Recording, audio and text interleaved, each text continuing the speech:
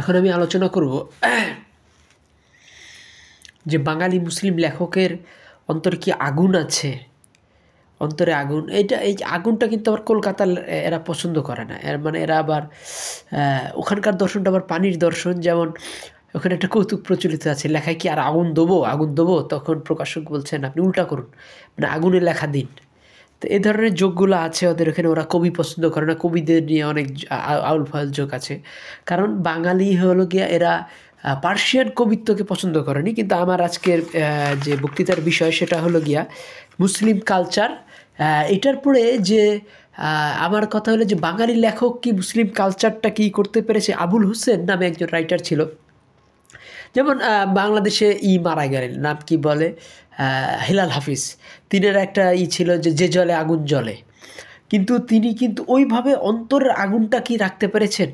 আসলে যে আমরা দেখব যে এখানে আমার এই বক্তৃতায় যে বাঙালি লেখকের অন্তরের আগুনটা আমরা একটু বোঝার চেষ্টা করব। যে একটা লেখক 105 বছর বাঁচে, এই গত 100 বছরে একজন সেভাবে খুব বাংলাদেশে পাওয়া যাবে না এরকম রাইটার। কিন্তু এরকমই একজন লেখকের আমি বৈশিষ্ট্য বলবো, সেটা হলো সম্পাদক লেখক, তিনি হলেন জ্ঞান নাসিরুদ্দিন।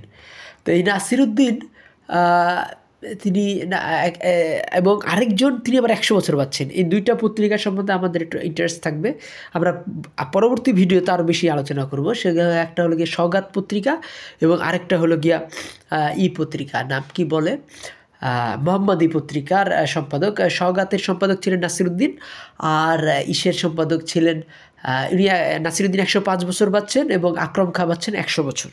কিন্তু আমরা দেখব যে এইখানে আমরা এই অন্তরের আগুন নিয়ে আমরা কথা বলছি। অন্তরের আগুন জিনিসটা বুঝতে গেলে আমাদের বুঝতে হবে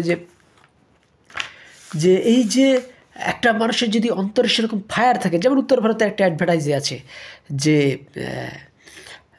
হিরে বলে দেয় মনের কথা, হীরার একটা অ্যাড, কিন্তু সেখানে ওই নায়িকার অন্তরের আগুন নিয়ে কথা হচ্ছে। যে মডেলটা তার অন্তরে একটা আগুন দেখানো হচ্ছে, মানে হীরাতে যেমন আলো বেরোয় ওর অন্তর থেকে একটা আগুন। তো এই উত্তর ভারতে কিন্তু এই আগুনের কনসেপ্টটা খুব বহুল প্রচলিত। বাংলাদেশে একসময় ছিল, যখন ইকবালের প্রভাব ছিল, সওগাত পত্রিকার প্রভাব ছিল, মোহাম্মদী পত্রিকার প্রভাব ছিল। কিন্তু এখন আমরা আবার সেই জায়গায় ফেরত যাচ্ছি। 24-এর যে আন্দোলন হলো, এরপরে আমরা আবার মুসলিম যে ঐতিহ্য, যেটাকে আমরা ভুলে গেছি কলকাতার চাপে, হুমায়ুন আজাদ, হুমায়ুন আহমেদ, তারপরে তসলিমা নাসরিন, এদের যে একটা নাস্তিকতার যে প্রসার, শওকত ওসমান, এদের বলয়ের বাইরে কিন্তু আরেকটা শিক্ষিত সম্প্রদায় ছিল বাংলাদেশে, যারা এখন মাঝখানে হুমায়ুন আজাদের পর থেকে হারিয়ে গিয়েছিল, কিন্তু এখন আবার নতুন করে চর্চা হচ্ছে ইসলামিস্টদের, ঠিক আছে, আল কোরআনকে ভিত্তি করে। যেমন অনেকেই কিন্তু আবুল হোসেনকে বুঝে না। আবুল হোসেনকে বলা হয় যে তাকে ধরে নিয়ে যে আমি ব্যক্তিগতভাবে এই ধরনের কোনো রেফারেন্স পাইনি যে আসলে যেটা প্র্যাকটিক্যালি বাস্তব, যে তাকে ধরে নিয়ে যায় করা হয়েছে, তাকে তওবা করানো হয়েছে যে তুমি ইসলামের বিরুদ্ধে কিছু লিখবা। কারণ আমরা জানি যে এই আবুল হোসেনের সবচেয়ে ক্লোজ, সবচেয়ে একমনা ছিলেন নাম কি বলে, কাজী আব্দুল ওয়াদুদ। এ ধরনের ঘটনা ঘটলে তিনি ইসলাম বিদ্বেষী হয়ে পড়তেন। কাজী আবুল হোসেন কিন্তু অল্প বয়সেই মারা যান, 38 বছর বয়সে মারা যান, 38 সালে 42 বছর বয়সে মারা যান। তাহলে তিনি নজরুলের 1-1 বছরের বড় ছিলেন কে, আবুল হোসেন। তা আবুল হোসেনের আমরা একটুখানি দেখবো যে অন্তর আগ জিনিসটা কি। যেমন এখানে বলা আছে, যেমন ইকবাল একটা লাইন ছিল, দিল মে সোচ নেহি, কাল্ব মে এহসাস নেহি, মোহাম্মদ কা পায়গাম তুমি কুছ ভি পাস নেহি। হৃদয়ের নাই, হৃদয়ে কোনো আগুন নাই, অন্তরে নাই তার দহন, মোহাম্মদের কোনো বাণী আজ তোমাদের নেই স্মরণ। তাহলে এই যে আগুনের কথাটা আসতেছে, একটা মানুষের হায়াত বৃদ্ধি করে কি যতদিন তোমার অন্তরে এই আগুনটা থাকবে। কিন্তু এই কনসেপ্টটাই নতুন মনে হবে ঈশের কাছ থেকে। এই যে নাম কি বলে, কলকাতার দর্শনটাকে আমরা বলতে পারি পানির দর্শন। সেখানে কিন্তু বেশিরভাগ লেখক গল্প এসে মারা গেছে, ঠিক আছে। যেমন এই এক শীর্ষেন্দু ছাড়া ওদের সব রাইটারই মারা গেছে, মানে প্রমিনেন্ট যেগুলো ছিল। যেমন মুস্তফা সিরাজ মারা গেছেন, তারপরে এই সুনীল গঙ্গোপাধ্যায় মারা গেছেন, সম্রাট মজুমদার মারা গেছেন, এখন খালি শীর্ষেন্দুই বেঁচে আছেন। তো এই ওদের এই কলকাতার লোকরা কিন্তু বেশি দিন বাঁচে না, বেসিক্যালি তারা এই অন্তরের উদ্দীপনা, অন্তরের আগুন এই জিনিসটা বুঝেই না। তো আমরা একটুখানি আলোচনা করব, যেহেতু বাংলাদেশের হেলাল হাফিজ মারা গেলেন, আমরা দেখব যে যেমন হাফিজকে বলা হয় পানির দর্শন। এই যে হেলাল হাফিজের নাম কিন্তু হেলাল হাফিজ ছিল না, তিনি তাখাল্লুস নিয়েছিলেন। তো এই হেলাল হাফিজ জিনিসটা কিন্তু উত্তর ভারতে দেখবে না কোনো লেখকের নাম হাফিজ, কারণ হাফিজকে উত্তর ভারতীয় লোকরা ঘৃণা করে, রবীন্দ্রনাথকেও ঘৃণা করে, কিন্তু ওই বিদেশি হিসাবে হয়তো সম্মান করে, কিন্তু রবীন্দ্রনাথের বই ওখানে চলে না উত্তর ভারতে, দক্ষিণ ভারতে ওখানে চলে শরৎচন্দ্রের বই। তাহলে আমরা দেখব যে দর্শনের পার্থক্যটা কী, এবং আমরা দেখব যে এর পিছনে এই যে এত বছর বাঁচলেন এই লোকটার নাম কি বলে, নাসিরুদ্দিন। সওগাত পত্রিকা, একটা সওগাত পত্রিকা, সওগাত মানে উপহার, কিন্তু আমি চাচ্ছি যে আপনাদের মধ্যে একটা সুরভি, ঠিক আছে, একটা সুরভি আসুক। সুরভি আসলে পরে আপনারা এই যে নাম কি বলে এই জিনিসটা বুঝতে পারবেন যে মানুষের জীবন কত মহান, উদ্দীপনা আসুক, আগুন। তাইলে এখন আমরা দেখব যে এই নাসিরুদ্দিন এর পত্রিকায় দুইটা লেখা জোড়া করে এখানে আমাদের একটা বই আছে, বইটার নাম হলো বাঙালি সংস্কৃতি চিন্তা, আবুল কাশেম ফজলুল হক এবং মিজান রহমান এই দুইটা এই পত্রিকাটা করেছেন। নাম কি বলে এই বইটা করেছেন, বা বইটার নাম হলো বাঙালি সংস্কৃতি চিন্তা। তো বাঙালি সংস্কৃতি চিন্তা এই বইতে একটা প্রবন্ধ আছে, প্রবন্ধ কিন্তু দুইটা সালের কম্বিনেশান, একটা হলো একটা হলো গিয়ে 27 সালে লেখা, একটা 29 সালে লেখা।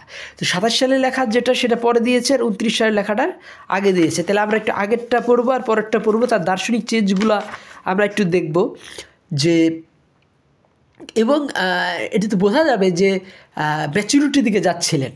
কে যাচ্ছিলেন? আবুল হোসেন, যে পাকিস্তান প্রস্তাব তার উপরে প্রচণ্ডভাবেই রেখেছে। এটা আমি শিক্ষা পত্রিকার 65টা প্রবন্ধ আমি পড়েছি 5 বছরে যতগুলো প্রবন্ধ আসছে, এবং এখানে আমি দেখাবো যে এই যেখানে যে প্রবন্ধটা আছে এই বইটাতে, সেটা কিন্তু একটা হলো বুলবুল পত্রিকায় প্রকাশ হয়েছিল, এটা হলো গিয়া 1927 সালে, এবং 1929 সালে যেটা প্রকাশ হয়েছিল, দুটার মধ্যে পার্থক্যটা আমি একটু আলোচনা করব।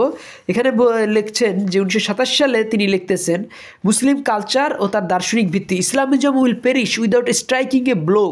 বা রেনানের 24 বছর বয়সের লেখাকে তিনি এত গুরুত্ব দিচ্ছেন। কোনো লেখকের 24 বছরের লেখাকে অত গুরুত্ব দিতে হয় না, কারণ তিনি তো বেসিক বইগুলো পড়েননি স্বাভাবিকভাবেই। কারণ একটা লেখক যখন 40 হয়, আল্লাহ 90 পেয়েছে 40 বছর বয়সে, 40 হয়, 50 হয়, 60-70 বছর হয়, তখন তিনি অনেক বই পড়েছেন, ম্যাচিউর লেখাগুলো আমরা পাই।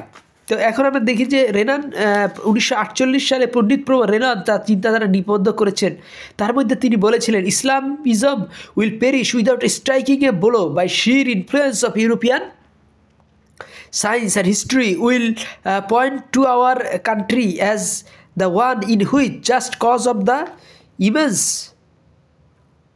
event began to appear on the horizon. তাহলে ইসলাম ধ্বংস হয়ে যাবে, তাই তিনি বলতেছেন কোনো আঘাত ছাড়াই, শুধু ইনফ্লুয়েন্স অফ ইউরোপিয়ান সায়েন্স, ইউরোপের বিজ্ঞানের ঠেলায়, এবং history will point out to our century, এই সেঞ্চুরিতেই আমরা দেখব, ঠিক আছে, এটা হবে ইতিহাস, এই সেঞ্চুরিকে as the one in which just causes of immense event বিজ্ঞান to appear on the horizon. তাহলে দিগন্তে যে বিজ্ঞান একটার পর একটা হচ্ছে, তখন কিন্তু এটা লিখছেন 1848 সালে, তখন কিন্তু এরোপ্লেন ছিল না, তারপরে এই মোবাইল ছিল না, তারপরে এই এত বিজ্ঞানের প্রতিটা জায়গায় বিজ্ঞানের ছিল না, কিন্তু তখনই তিনি বুঝতে পারছেন যে বিজ্ঞান এরকম অনেক কিছু তৈরি করবে। রেফ্রিজারেটর ছিল না, ইউরিয়া সার ছিল না, ঠিক আছে, তারপরে এই রেলগাড়ি ছিল না, এইভাবে এত বিস্তৃত রেল নেটওয়ার্ক ছিল না, ঠিক আছে।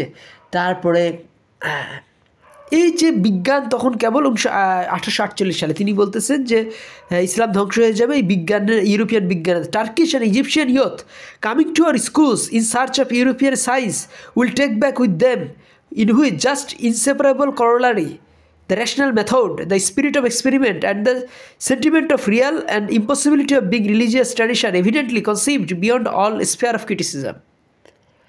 তাহলে বলতেছে যে এই যে ধর্ম ধ্বংস হয়ে যাবে কিভাবে, টার্কিশ এবং ইজিপশিয়ান এরা কি করবে, এই ইউরোপে আইসা যে ধর্ম শিখবে এবং তার সাথে অনুসিদ্ধান্তগুলো নিবে, বৈজ্ঞানিক মেথড নিয়ে যাবে, তার জন্য ইসলাম ধ্বংস হয়ে যাবে। কিন্তু আমরা দেখব যে এটা তিনি বলতেছেন 1848 সালে, এটা মানে ঊনবিংশ শতাব্দীতে বলতেছেন। তো ঊনবিংশ শতাব্দীতেই এটা ধ্বংস হবে তিনি বলছেন ইসলাম। কিন্তু আজও টার্কিও মুসলমান, মিশরও মুসলমান, কিন্তু ধ্বংস হয়নি, ইসলাম ধ্বংস হয়নি। তারপর বিংশ শতাব্দী হচ্ছে, এটা 21 শতাব্দী চলছে, ইসলাম ধ্বংসের কোনো নমুনা পাওয়া যাচ্ছে না। তাহলে এইখানে এইটা তিনি বলতেছেন।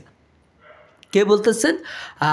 24 বছর বয়সে একটা ছেলে কতখানি পড়াশোনা থাকতে পারে, কিন্তু এইটাকে তুলে আনতেছেন কে, এই নাম কি বলে, তখন তার বয়স হলো গিয়ে, এটা লিখছেন 27 সালে, তার মানে তার বয়স এখন 29 হয়ে গেছে, ঢাকা ইউনিভার্সিটির টিচার। হ্যাঁ, তাইলে তিনি কিছুটা ইম্পর্টেন্স দিয়েছেন বলেই তো তিনি তুলে এনেছেন। কিন্তু আমরা দেখব যে তখনও কিন্তু ইকবালের জ্ঞান তার মধ্যে অত পরিমাণ আসেনি।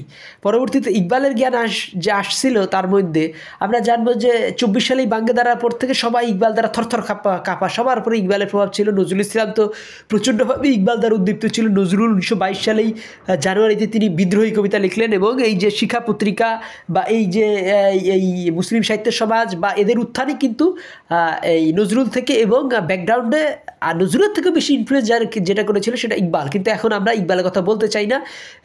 কারণ কি? কারণ কলকাতা ইকবালের প্রসঙ্গটা অ্যাভয়েড করে যায়, কারণ ইকবালকে তারা মোকাবেলা করতে পারেনি। নজরুল যখন এই রবীন্দ্রনাথ যখন ইকবালের বাসায় গেছেন, ইকবাল তাকে দেখাও দেননি। পরবর্তীতে কলকাতায় নেহরুর সাথে একটা পত্রিকা মারফত ডিবেট করেছিলেন ইকবাল, সেখানে কিন্তু রবীন্দ্রনাথ, প্রমোদ, শরৎ তারা তাকে মোকাবেলা করার সাহস পাননি। সেই নেহরুর সাথে ইকবালের যে ডিবেট, সেখানে কিন্তু রবীন্দ্রনাথ, প্রমোদ, শরৎ তিনজনই জার্মান দর্শন পড়া লোক, কিন্তু তারা সেই ডিবেটে অংশগ্রহণ করেনি। কাজেই কলকাতা কিন্তু ইকবালকে জমের মতো ভয় পায়, ইকবালের ডিবেটে অংশগ্রহণ করে না।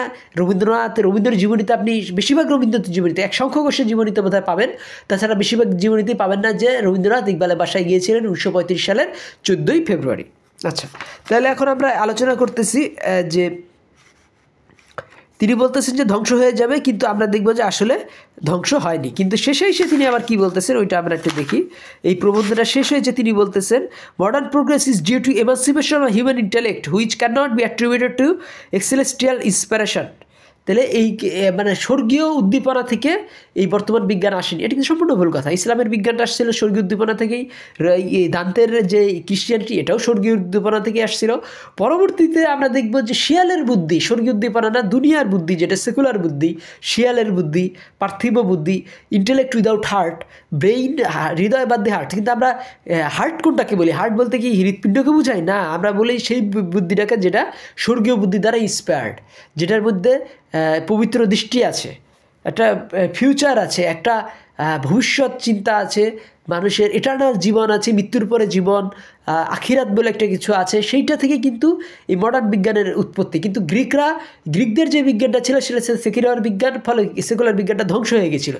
কিন্তু এই বিজ্ঞানটা ধ্বংস হয় না, কারণ এটা তো স্পিরিচুয়াল বিজ্ঞান। এটা কিন্তু ওয়েস্টার্ন যারা কিছু বদমাইশ আছে, এরা মানে কি বলবো, এই শেলি বাইরন, এরা কিন্তু এটা প্রচার করে। কিন্তু শেলি বাইরনের যে গুরু, তিনি কিন্তু বারবারই বলেছেন যে এই মডার্ন বিজ্ঞানের উৎপত্তি, মডার্ন দর্শনের উৎপত্তি, মডার্ন সভ্যতার উৎপত্তি কিন্তু ইসলাম থেকে। তার একটা এই বই আছে ওস্টাস্টিয়ার ডিভান, আপনারা পড়ে দেখতে পারেন। এখন আমরা দেখব যে এই যে এটা নাম কি বলে,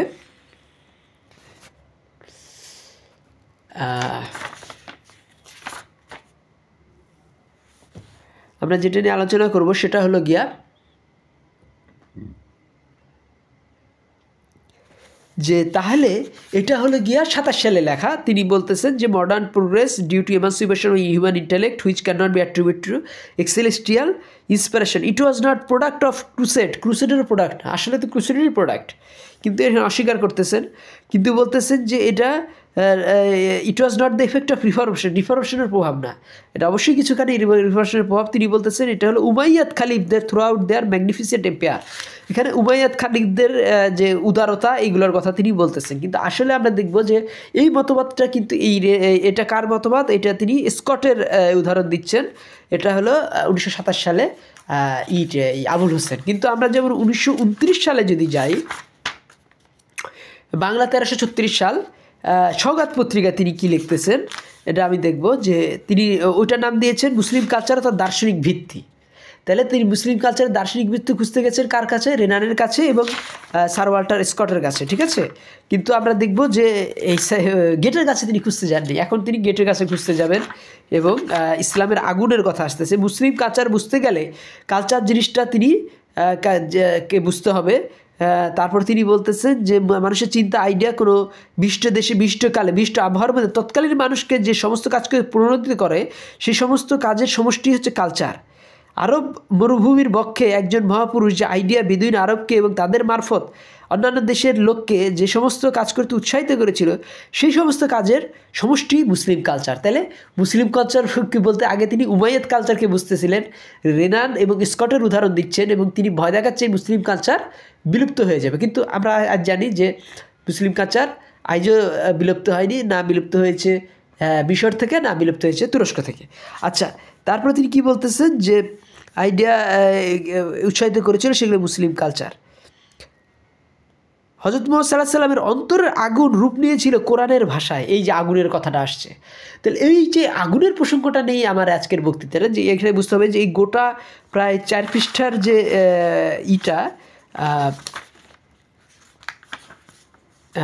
বক্তব্য 4.5 পৃষ্ঠার 5.5 পৃষ্ঠার যেটার নাম দিয়েছেন মুসলিম কালচার 1929 সালে। আমরা জানি 1931 সালের পরে তার বন্ধ হয়ে যায়। 1930 সালের ডিসেম্বরেই পাকিস্তান প্রস্তাব হয়েছিল। এবং এই আবুল হোসেনকে আমি পিক কেন করলাম? কারণ আবুল হোসেন এমন একজন মানুষ যিনি রিনানকে পড়তেছেন, স্যার ওয়াল্টার স্কটকে পড়ছেন। তার মানে কলকাতার উপরে তিনি নির্ভর করছেন না, তিনি একটি ইন্টারন্যাশনাল দর্শনের দিকে যাচ্ছেন। এবং ইকবাল তিনি আরেকটা আমি প্রবন্ধ পেয়েছিলাম, সেখানে তিনি উর্দু লেখা ডাইরেক্ট ছাপিয়ে দিচ্ছেন তার ইসের মধ্যে, এবং তার কোনো অনুবাদও দিচ্ছেন না, উচ্চারণও তিনি করে দিচ্ছেন না।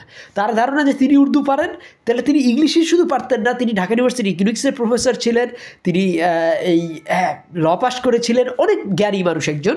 তিনি কি বলছেন এটা আমরা দেখি। এই জন্যই আমরা আবুল হোসেনকে পিক করছি। এবং আবুল হোসেনের নামে অনেক মিথ্যা কথা বলা হয় যারা জানে না।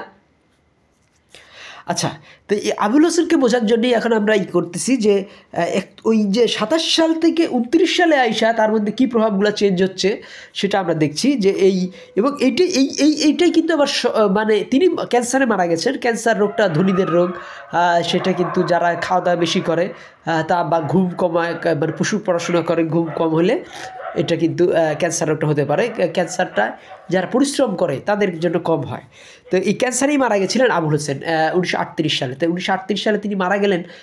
কিন্তু এটা বুঝতে হবে যে তিনি কিন্তু হতাশার কারণ, ক্যান্সারের সাথে হতাশার তেমন কোনো সম্পর্ক নাই। এই জিনিসটা বুঝতে হবে। ক্যান্সারের সাথে বেশিরভাগ সম্পর্ক হলো খাওয়া দাওয়াটাকে রেগুলার না করা, ঠিক আছে। তারপর হতাশার কারণে শরীরে এমনি ইমিউন সিস্টেম দুর্বল হতে পারে, খাওয়া দাওয়াটা বেশি করা বিশেষ করে, আবার ঘুমানোটা কম ঘুমানো, যেটা আজকালকার মানুষের দোষ হয়ে গেছে। ক্যান্সার নামে কোনো রোগই ছিল, আজকালকার মানুষ বেশি খায় কম ঘুমায়, আগে মানুষ বেশি ঘুমাইতো কম খাইতো। আচ্ছা, তো এখন আমরা দেখবো যে এই আবুল হোসেনের কিন্তু যে অন্তর আগুনটা ছিল, সেই আগুনটা ইসের যে 105 বছর বাঁচলেন একজন লেখক। বাংলাদেশের কোনো লেখক আজ পর্যন্ত 105 বছর বাঁচেন নাই। 105 বছর নাসিরুদ্দিন, কারণ এই যে এই গোটা এই 4.5 পৃষ্ঠার যে প্রবন্ধটা তিনি 2টা প্রবন্ধের মার্চ করে লেখা হয়েছিল একত্র করে, মুসলিম কালচার বইটা আপনি বলে দিই। এটা হলো গিয়া আছে 85 পৃষ্ঠা 84 পৃষ্ঠায়, বাঙালি সংস্কৃতি চিন্তা, আবুল কাশেম ফজলুল হক এটা সম্পাদনা করেছেন। এখানে অনেকগুলো প্রবন্ধ আছে, তবে খুবই ইম্পর্টেন্ট একটা সওগাত পত্রিকা থেকে তিনি এটা চুজ করে তিনি এখানে দিয়েছেন। আমরা একটু পড়ি, তাহলে বলছে মুহাম্মদ সাল্লাল্লাহু আলাইহি ওয়াসাল্লাম অন্তর আগুন রূপ নিয়েছিল কোরআনের ভাষায়। তারপরে তার লব্ধ আইডিয়ার আগুন দুস্থ কলহপ্রিয় পাপাসক্ত শততা বিভক্ত ক্ষুদ্র ক্ষুদ্র যাযাবর সম্প্রদায়ের বেদুইনকে গলিয়ে এক জাতিতে পরিণত করেছে। তাই আগুনে গলিয়ে এক জাতিতে পরিণত করেছিল কে? হযরত মুহাম্মদ সাল্লাল্লাহু আলাইহি ওয়াসাল্লাম। তখন তিনি বলতেছেন উমাইয়াদ ডাইনেস্টির কথা, উমাইয়াদ শাসকদের কথা।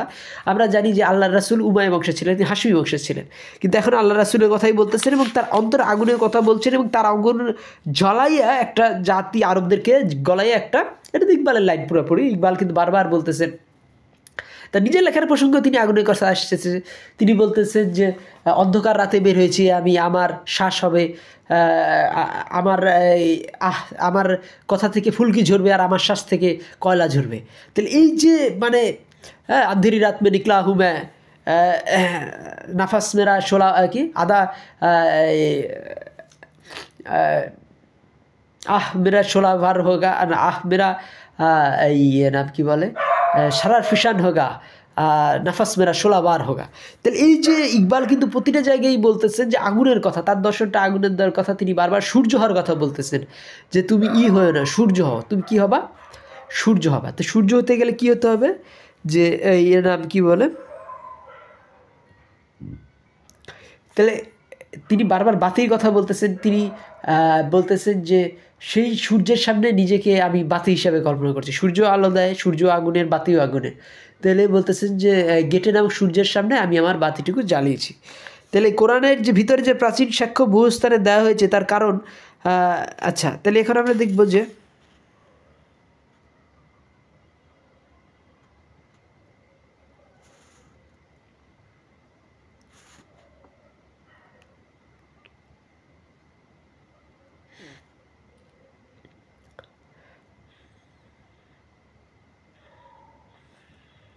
তারপরে আছে যে এই ইকবালের আরও লাইন আছে, সেগুলো হয়ে গিয়া যে মুসাই তো নাই তুর পাহাড়ে তো তেমন করি এই জ্বলি শুরুর।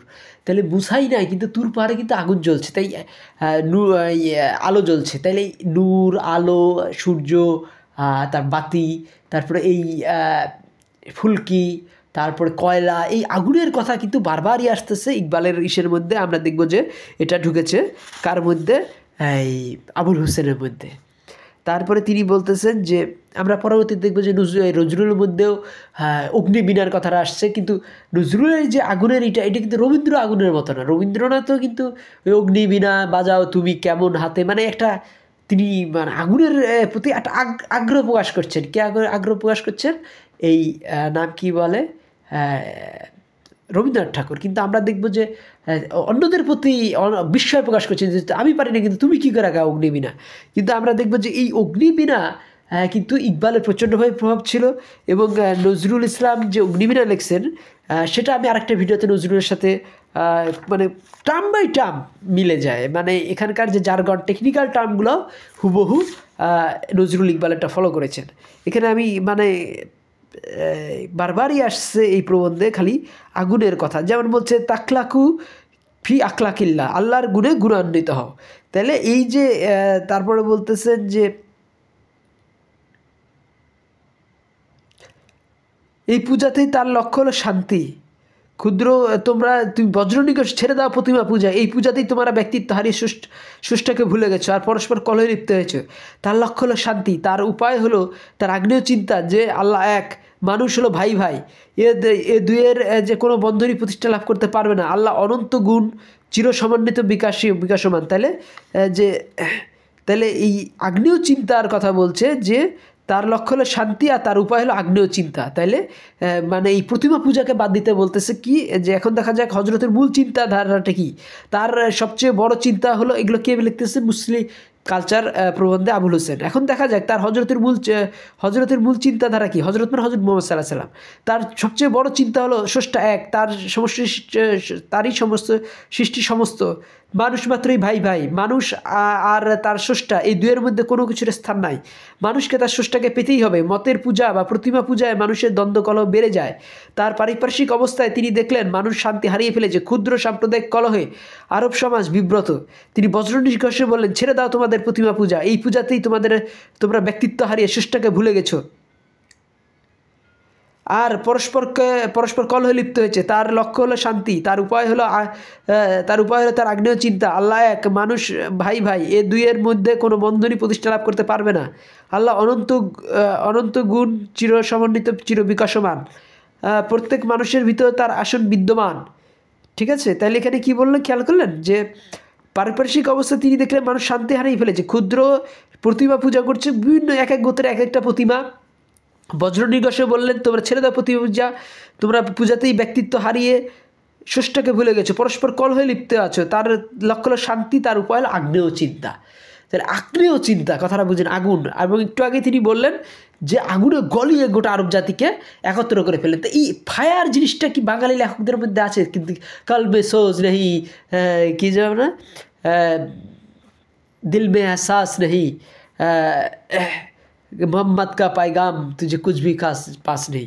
তো মানে এই অন্তরে নাই তার আগুন, তারপরে কলিজাতে নাই তার দহন, মুহাম্মদের পয়গাম তার তোমাদের আর কারণেই স্মরণ। এইটা কিন্তু ইকবালের লাইন, আমি পুরোপুরি তুলে দিলাম।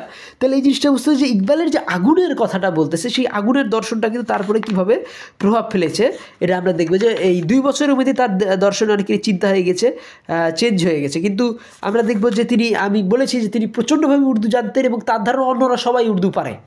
তিনি একটা উর্দু লেখা দেখে তার অনুবাদও দেন না, হ্যাঁ, তিনি মনে যে সবাই ওটা পড়েছে, সবাই ওটা জানে, কাজে বুঝে ফেলেছে। তো এটা হয়, যারা বেশি ট্যালেন্টেড তারা অনেক সময় মনে করে যে আমি যেটা বুঝি অন্যরাও বোধহয় সেটা বুঝে। ইসলামের পরম সত্যটি ইসলাম দিকে দন্তরে জীবিত ছিল, ততদিন তারা দেহে মনে এক অপরূপ শক্তি অনুভব করে, সেই শক্তির উপরে তারা দিগ্বিজয় হয়েছিল।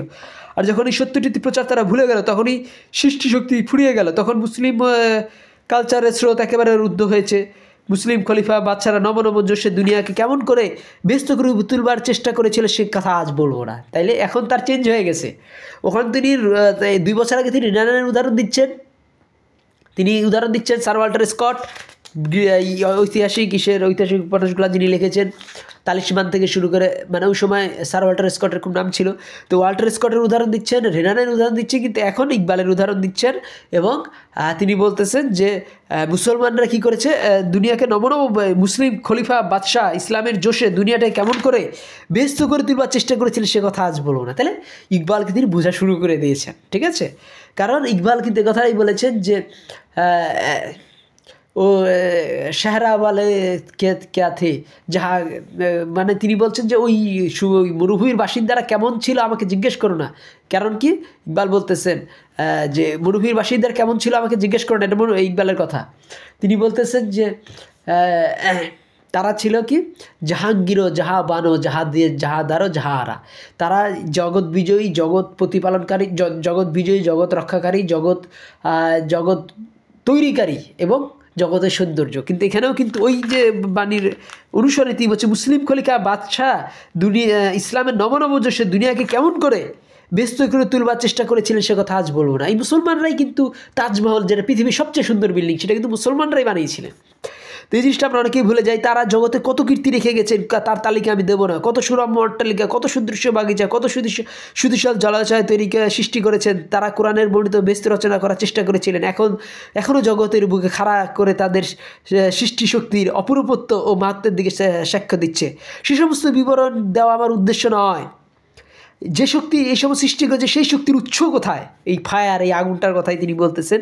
এবং সেই সত্য আমি চাচ্ছি, আমি দেখাতে যাচ্ছি। আমি বলেছি তার উৎস হলো গিয়া হজরতের প্রচারিত সত্য। সেই সত্য এই এক আল্লাহ মানুষের অনন্ত বিকাশের উন্মুখ, যুগে যুগে তাকে বিকশিত হয়ে আল্লাহর অনন্ত শক্তির প্রতিবিম্ব হয়ে এই দুনিয়াকে সর্বপূর্ণ করতে হবে। এই দুনিয়াকে একান্ত করে না লাভ করলে মৃত্যুর পরে যে দুনিয়ায় প্রবেশ করতে হবে তাকে লাভ করা যাবে না। তাহলে এই দুনিয়াকে লাভ করতে হবে, তাহলে দুনিয়াকে ভুলে যাওয়া যাবে না। এটাই কিন্তু হজরত মূল কথা, কিন্তু এটাই ইকবালেরও মূল কথা। কিন্তু আমরা খ্রিস্টানদের মধ্যে এই যে খালি পরকাল, এটা ইসলামের কথা না। বারবারই আল্লাহ নবী সতর্ক করেছেন, বিভিন্ন জায়গায়, সিরিয়াতে, মিশরে, পারস্যে, যেখানে যেখানে আল্লাহ নবী ডেলিগেট পাঠিয়েছেন তাদেরকে বারবার বলেছেন যে তোমরা খালি পরকাল ইহকাল পরকাল দুটোইভাবে ইসলাম প্রচার করবা। কারণ আল্লাহ নবী কিন্তু ইহকাল পরকাল মিলিয়েছিলেন, এটা বুঝতে হবে। কিন্তু যারা আল্লাহ নবীকে দেখেনি তারা এই ভুলটা করে বুঝতে পারে। তারা মনে করতে পারে ইসলাম শুধু স্পিরিচুয়াল, শুধু স্বর্গীয় কথাই বলে, টেম্পোরাল বা সেকুলার কথা বলে না, দুনিয়ার কথা বলে না। কিন্তু দুনিয়ার সেকুলার এবং স্পিরিচুয়াল দুইটার মিলন হলো ইসলাম। এই জিনিসটা বুঝতে হবে, অনেকেই এটা বুঝে না। এই জিনিসটা ইকবালও বারবার প্রচার করেছেন এবং এই জিনিসটা কিন্তু ইকবাল থেকেই তিনি বলতেছেন। কারণ ইকবাল আমি অনেক বেশিরভাগে পড়েছি, কাজে এখানেও কিন্তু আমি দেখব যে তিনি খালি বারবার বলতেছেন দুনিয়াকে সৌন্দর্য করে গুছাও, মুসলমানদের এটাই কথা। তো এইটা কিন্তু যে যদি আমি দুনিয়াকে একান্ত করে মুসলমান না পাই তাহলে বেহেশতেও সে পাবে না, এই কথাটা কিন্তু ইকবালেরই কথা। আচ্ছা, কিন্তু তিনিও এই কথাটা এখানে লিখেছেন। তারা আমরা দেখব যে 4.5 পেজের এটা মানে এত উদ্দীপনাপূর্ণ। এখানে বলছেন যে পশুত্বের চরম অভিনয়ে মানুষ তার জীবনকে সার্থক করতে চাচ্ছিল, এমন সময় হজরত তার বজ্রসাত তৌহিদ ও প্রেম প্রতিষ্ঠিত ভ্রাতৃত্বের বাণী শোনালেন। বজ্রর মতো ইকবালে তো লাইনই আছে এরকম যে কোথায় আমার বিজলি, কোথায় আমার হাসিল। মানে তিনি বলতেছেন তিনি তার লেখা বিজলির মতো, এবং বিজলির ফলে যে পুড়ে মানুষ, নতুন মানুষ তৈরি হবে, যে মানুষ হবে কি উদ্দীপ্ত, ঠিক আছে, কয়লা যেমন ইঞ্জিনকে চালায়, এই মানুষগুলোও কয়লার মতো পুড়ে নতুন মানুষের, শক্তিমান মানুষে তৈরি হবে। তারা কি হবে? ইনসানে কামিল হবে। তারা কি হবে? অ্যাটলাসের মতো শক্তিশালী হবে। এটাই ছিল গেটে এবং ইকবাল দুজনের উদ্দেশ্য। তো এই অ্যাটলাস কথাটা কিন্তু ইকবালও ইউজ করেছেন, আপনারা ইকবালের কবিতায় পাবেন, এবং তিনি বারবার গেটেকে বলেছেন সেই সূর্যের সামনে। এই অ্যাটলাস কথাটার মানে ইসলামের ক্ষেত্রে প্রথম করেছিলেন, সেটা হলো গিয়া জার্মানির শ্রেষ্ঠ কবি গেটে। আচ্ছা, তাহলে এখন আমরা দেখব যে তিনি কী বলতেছেন। পশুর চরম অভিনয়, মানুষ তার জীবনকে, মধ্যযুগে মানব সমাজ তার মনের সন্ধান হারিয়ে ফেলেছে। দুনিয়ায় সর্বত্রই মানুষ তখন যেন একেবারে চন্দ্রাহত হয়ে পড়েছিল। পশুত্বের অভিনয় মানুষ তার জীবন সার্থক করতে চাচ্ছিল। এমনই সময় হজরত তার বজ্রসাত তৌহিদ ও প্রেম প্রতিষ্ঠিত ভাতৃত্বের বাণী শোনালেন। তখনকার মানব সমাজ পুরোহিতের হাতে মুঠো বাঁধা ছিল। ধর্ম বলতে তারা বোঝে পুরোহিতের হাতে। তাহলে এখানে বজ্রসাত তৌহিদ, বজ্র মানে কি? থান্ডার, সেই যে বিজলি।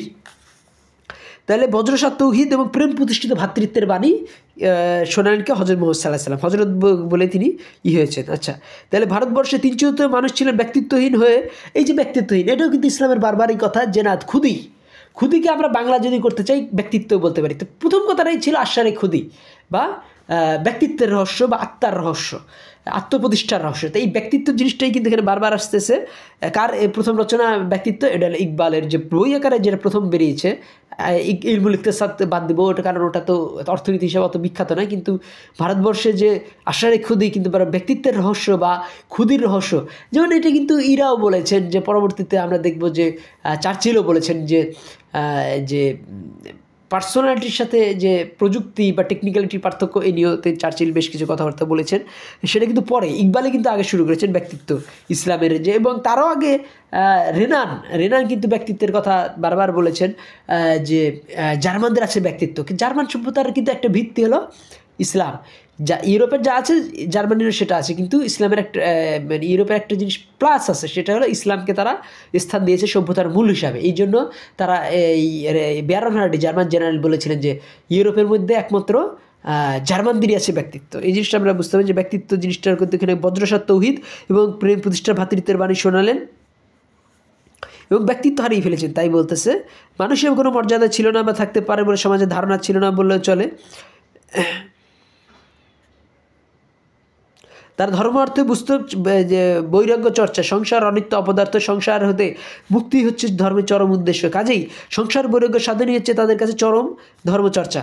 খ্রিস্টান পাদ্রীরা ওই ধরনের বশবর্তী তৎকালীন সমাজে কর্মহীন লক্ষ্মী ছাড়া করে দুস্থ করে তুলেছিল। অনন্ত খোদার অজস্র প্রেমে স্রোতে ভাসতে ভাসতে আবির্ভূত হলেন হজরত মুহাম্মদ সাল্লাল্লাহু আলাইহি ওয়াসাল্লাম। তো এই যে হজরত মুহাম্মদ সাল্লাল্লাহু আলাইহি ওয়াসাল্লামের জন্য কি প্রচণ্ড প্রেম আমরা দেখছি, অথচ অনেকে বলতেছে যে ইসলামের বিরুদ্ধে তাকে যাতে না বলা হয়, তার যেটা শপথ করতে বাধ্য করা হয়েছিল। এটার আমি আরও বিস্তারিত দেখতে হবে, কিন্তু আমার মনে হয় না যে কথাটা সত্যি। কারণ এইখানে আল্লাহ নবীকে তিনি বুঝতে পেরেছেন। আমি আগেই বলেছি, তিনি কিন্তু শুধু ইংলিশ জানতেন তা নয়, তিনি শুধুমাত্র রেনান পড়তেন তা নয়, তিনি শুধুমাত্র ওয়াল্টার স্কট পড়তেন তা নয়, তিনি ইকবালও পড়তেন, তিনি উর্দুও জানতেন, এবং তার ধারণা ছিল সবাই উর্দু পারে, তিনি উর্দু পারেন, সবাই উর্দু পারে।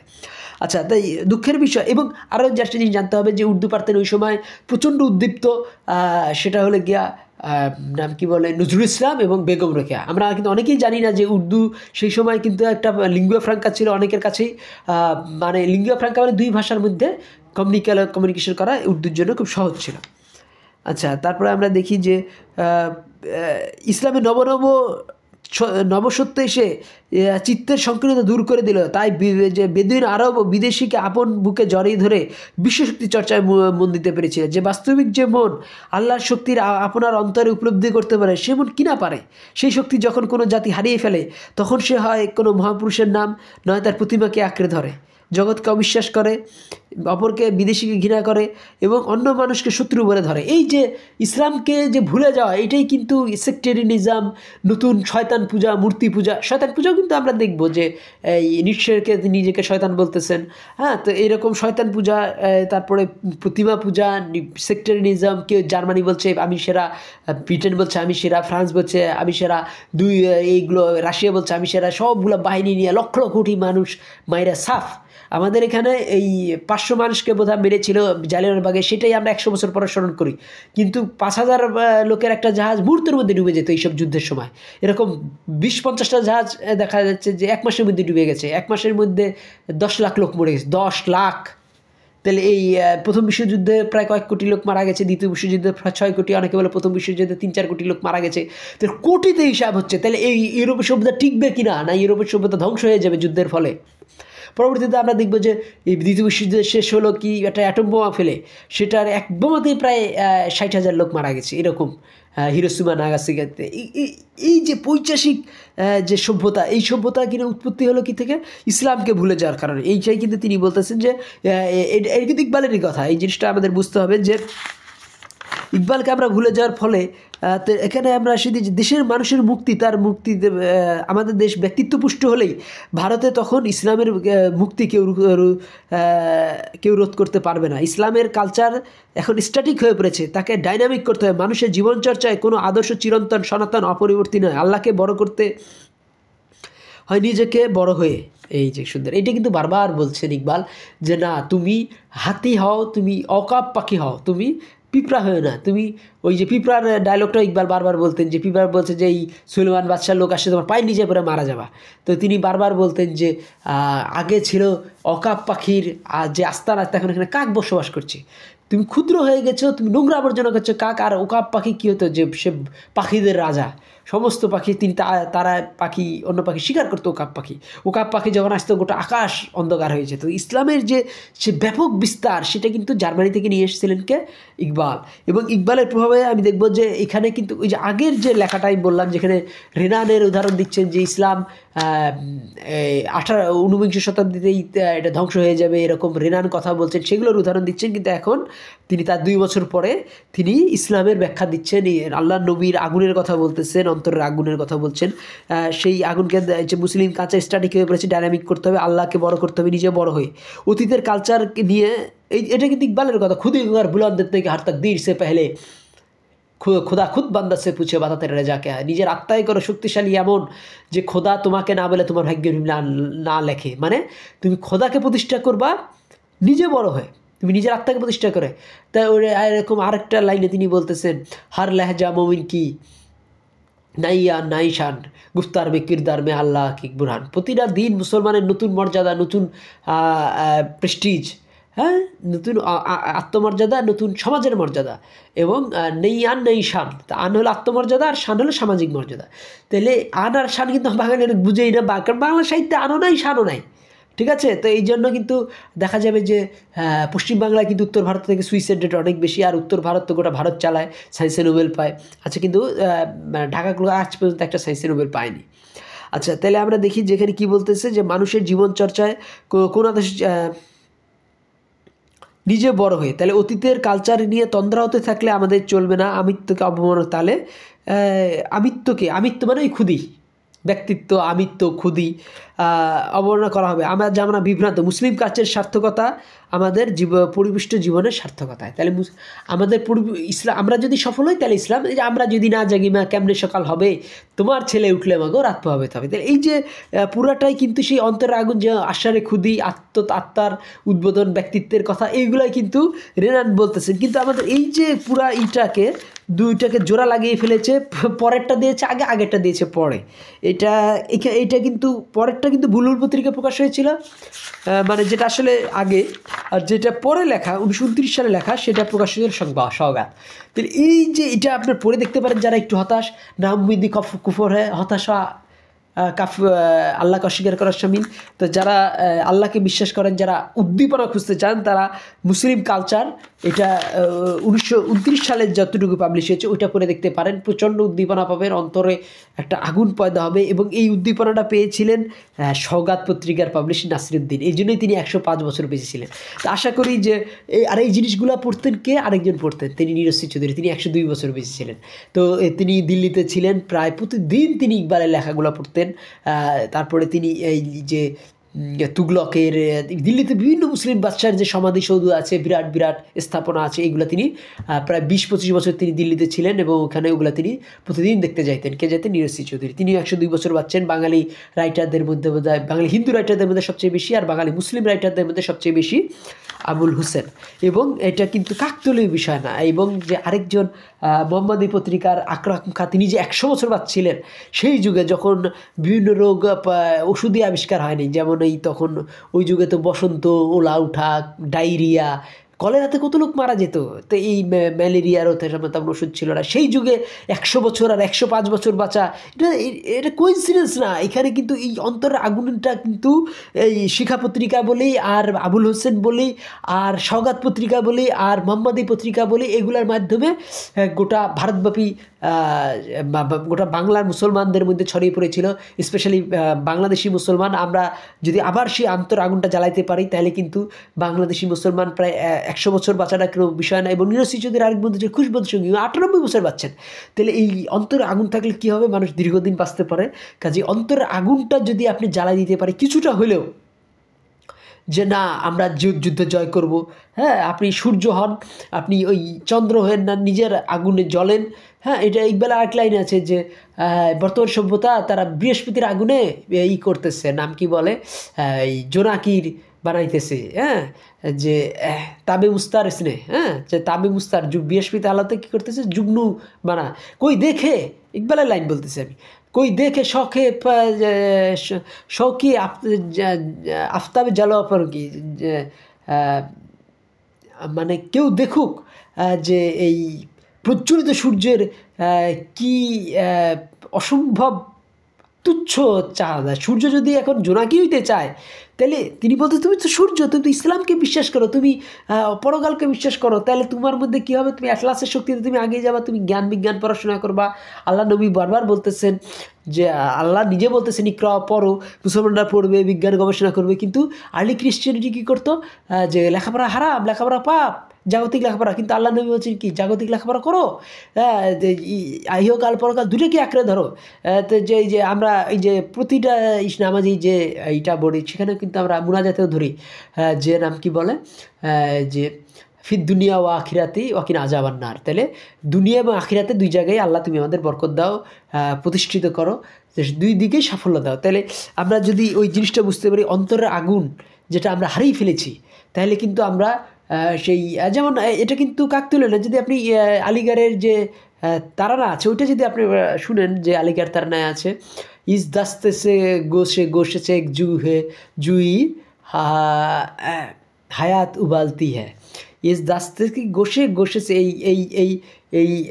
এই দেশের এই এই এই এলাকার কোনায় কোনা থেকে একটা আয়ুর প্রস্রবণী। তা আয়ুর প্রস্রবণী, হৃদয়ের আগুন, এটাই কী করবে, মানুষকে কর্মে প্রেরণা দেয়। অন্তরে একটা ফায়ার থাকতে হবে। সেই জিনিসটা কিন্তু ওই ইহে মেরা চামান মে ইস চামান কা বুলবুল হো সারে নিগাহে নারগিস। আমি এটা আমার বাগান, এটা আমার বাগান, আমি এই বাগানের বুলবুল। তো ওখানে বলতেছে যে এই বাগানের প্রতিটি কোনায় কোনায় হায়াত আলিগড়। তা আলিগড় কি একটা মুসলিম, মানে মুসলিম কালচার যে মানুষকে হায়াত দান করে, এটা কিন্তু আলিগড়েও এটা প্রচলিত। এবং এটা আমরা দেখব যে উদাহরণেও আমরা পাই। কার উদাহরণে পেলাম আমরা, এই যে ক্যান্সারে মারা গেলেন এই লোক, কিন্তু এটা যে পাবলিশ করেছিল সেই সওগাত আলা, কিন্তু সওগাতের যে নাসিরুদ্দিন, তিনি কিন্তু 105 বছর বেঁচে ছিলেন। তা কাজে আপনাদের জীবনে ইসলামের উদ্দাম, ইসলামের উত্তাপ, ইসলামের প্রেরণা, আন্তরিকতা, উদ্দীপনা, এটা কী করুক, হায়াত দান করুক। আমার কথা ভালো লাগলে আমার চ্যানেলটি লাইক করুন, সাবস্ক্রাইব করুন। ধন্যবাদ। কিন্তু আমি বারবারই আবার একটা জিনিস বলছি, তা ইসলাম মানে মানুষকে খুন করা বেড়ানো না, ইসলাম মানে জঙ্গিবাদী নিরপরাধ মানুষকে হত্যা করা, এগুলো কিন্তু ইসলামে স্ট্রিক্টলি হারাম। আল্লাহ নবী বারবার বলেছেন যে একজন মানুষকে যদি নিরপরাধ মানুষকে হত্যা করা হয় বা তার ক্ষতি করা হয়, তাহলে কিন্তু গোটা মানব জাতিকেই, মানবতাকে হত্যা করা হয়। এবং তিনি বলছেন এক মানুষের জানমাল আরেকজন মানুষের কাছে এই বিদায় হজ, এই কাবা শরীফ তার থেকেও বেশি পবিত্র। তাহলে আমরা যদি এই অন্তর আগুনটা জ্বালিয়ে দিতে পারি, যেটা বাঙালি মুসলমান এখন হারে, কিন্তু তাই বলে ওই যে পাকিস্তানের মতো জঙ্গিবাদী না হই। কারণ পাকিস্তানে এই কয়েক বছর ধরে প্রায় কাশ্মীর নিয়ে ঝামেলা হচ্ছে ওদের মধ্যে, কিন্তু 71 আগে কিন্তু পাকিস্তানে এরকম বোম বিস্ফোট হতো না। আর এই প্রচণ্ড যে উত্তাপ, হৃদয়ের উত্তাপ, যে উদ্দীপনা, সেই উদ্দীপনা মানুষের উপকার করা। ইকবাল কিন্তু বারবারই বলতেছেন যে কত আল্লাহর এই ভক্ত আছে যারা বনের মধ্যে ঘুরে বেড়ায়, কিন্তু আমি তার ভক্ত পারবো যে মানুষকে উপকার করে। তো হ্যাঁ, দুনিয়া মে কাম হয়ে যাচ্ছে যে কাম আতে দুসরোকে। তাহলে মানুষের উপকার করাই হলো খোদাকে পাওয়া। এটা কিন্তু ইকবালের কথা, এবং ইকবালের কথাগুলাই আমরা দেখব যে এই লোকের মধ্যে, আবুল হোসেনের মধ্যে প্রচণ্ডভাবেই লেটার ফর্মে আস্তে আস্তে শেষ দিকে আইসা প্রচণ্ডভাবে ইকবালকে নাকি আবুল হোসেনকে আঁকড়ে ধরেছিল। এবং আবুল হোসেন উর্দু জানতেন যেহেতু, তিনি কিন্তু আমার যা ধারণা পাকিস্তান প্রস্তাবের পরে যে তিনি মানে ওই ধরনের এই শিখার যে পত্রিকা চালাইতে অত উৎসাহ বোধ করেননি। তিনি চলে গেলেন কলকাতায় এবং 1938 সালে তিনি মারাই গেলেন। তাহলে আমার কথা হলো যে এই অন্তরে আগুন কিন্তু মানুষকে হায়াত দেয়, মানুষকে অনেকদিন বাঁচিয়ে রাখে, লেখকদেরকে বাঁচিয়ে রাখে। নাসিরুদ্দিন যেমন বেঁচে ছিলেন, এই নাম কি বলে, মৌলানা আকরাম খাঁ, তারপরে এই নীরজী চৌধুরী, তারপরে আরেকটার নাম কি বলে, খুশবন্ত সিং, উনি পাঞ্জাবি, ইকবালের লেখা তিনি প্রচুর পড়েছেন। এবং তিনি আরেকটা বলেছেন, এই খুশবন্ত সিং ইকবাল লাইনটা বারবার বলতেন যে যাহাতে জায়গা যাহা মে আহলে ইমান সুরাতে সুরাজ জিতে ইধার ডুবে উধার নিকলে, উধার ডুবে ইধার নিকলে। যারা ইমানদার তারা এই দুনিয়াতে এমনভাবে বেঁচে থাকে যেমন সূর্য, একদিকে ডুবলে আরেক দিকে উঠে, আরেক দিকে ডুবলে আরেক দিকে উঠে। আমার কথা ভালো লাগলে আমার চ্যানেলটি সাবস্ক্রাইব করুন, লাইক বাটন ক্লিক করুন। ধন্যবাদ।